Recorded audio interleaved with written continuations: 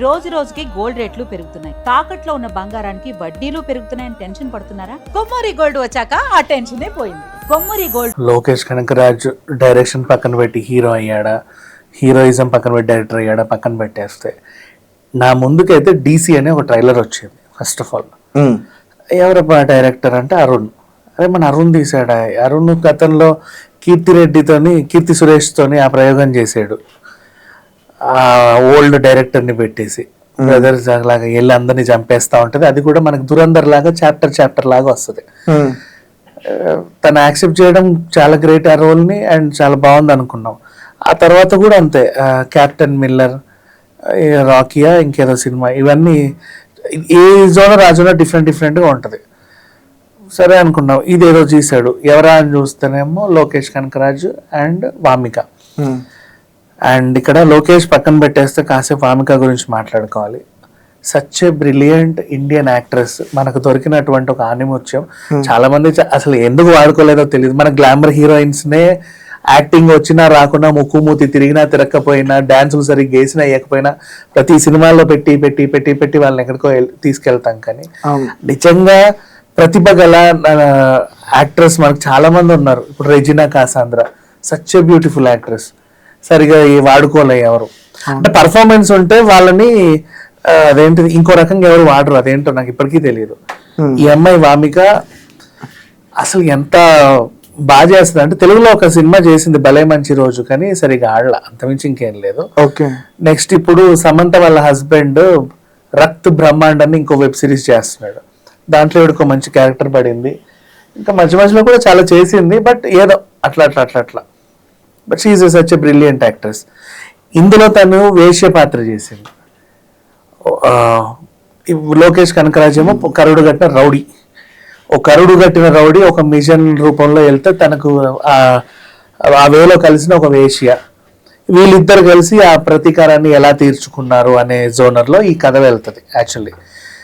And ఇప్పుడు ఆ కరుడు కట్టిన రౌడీ పాత్రలో లోకేష్ కనకరాజ్ ఎవరబ్బా, ఈ ఫేస్ ఎక్కడో చూసినట్టుంది అంటే, హీజ్ ఏ డైరెక్టర్ యాక్చువల్గా. లాస్ట్ మొన్నటి కూలీ వరకు మనం ఆ నాగార్జున సైమన్ క్యారెక్టర్ డిజైన్ చేసిన విధానం కానీ, లేకపోతే ఉపేంద్రన్ డిజైన్ చేసిన విధానం కానీ, ఆమిర్ ఖాన్ని చూపించిన విధానం కానీ, వాట్ ఎవర్. అండ్ తన సినిమాటిక్ యూనివర్స్ కానీ, విక్రమ్, ఖైదీ, ఏ లోకంలో ఎలా చూసినా కూడా లోకేష్ కంటే ఒక సపరేట్ పేజ్ అనేది ఎప్పటికీ ఉంటుంది.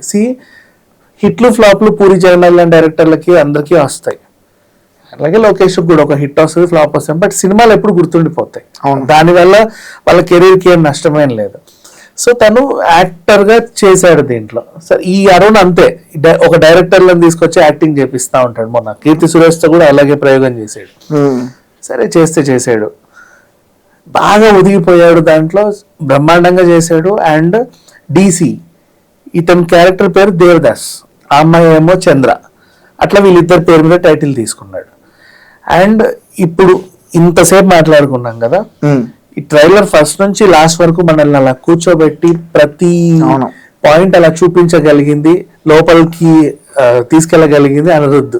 ఇంకా చెప్పాలి అంటే మ్యూజిక్ సచ్ బ్యూటిఫుల్. అసలు ఏంటో నాకు బేసిక్ గా చెప్పాలంటే, ఒక కొంతకాలం క్రితం వరకు నాకు అనిరుద్ధ్ నిజంగా నాకు నచ్చడు. ఆ మ్యూజిక్ నాకు దేవిశ్రీ, కిరవాణి తప్ప ఎవరి మ్యూజిక్లు నచ్చవు ఇంకా చెప్పాలి అంటే, బ్లైండ్ గా.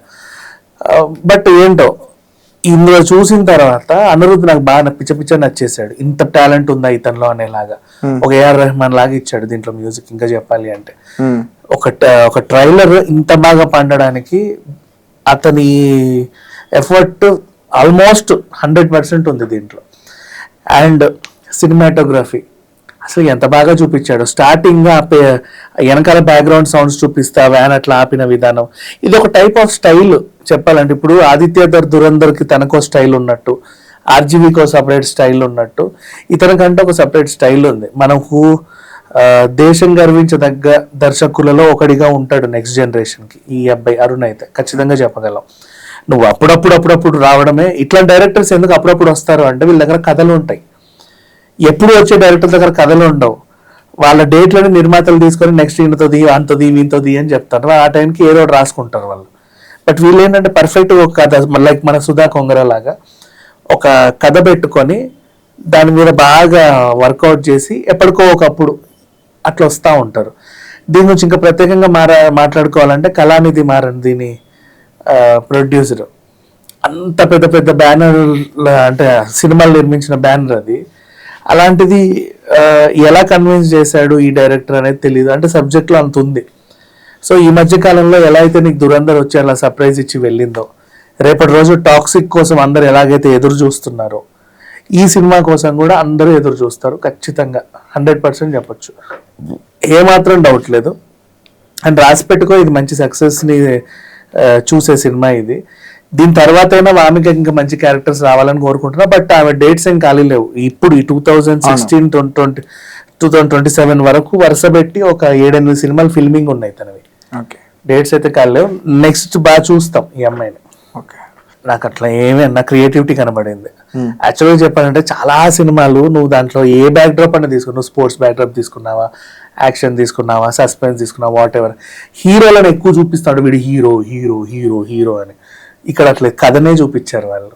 అందుకు కథ చూపించే ఏ ట్రైలర్, ఏ సినిమా టీజర్ అయినా, ఏ గ్లిమ్స్ అయినా సరే అందరికీ నచ్చుద్ది. ఇది కూడా అలాంటిదే.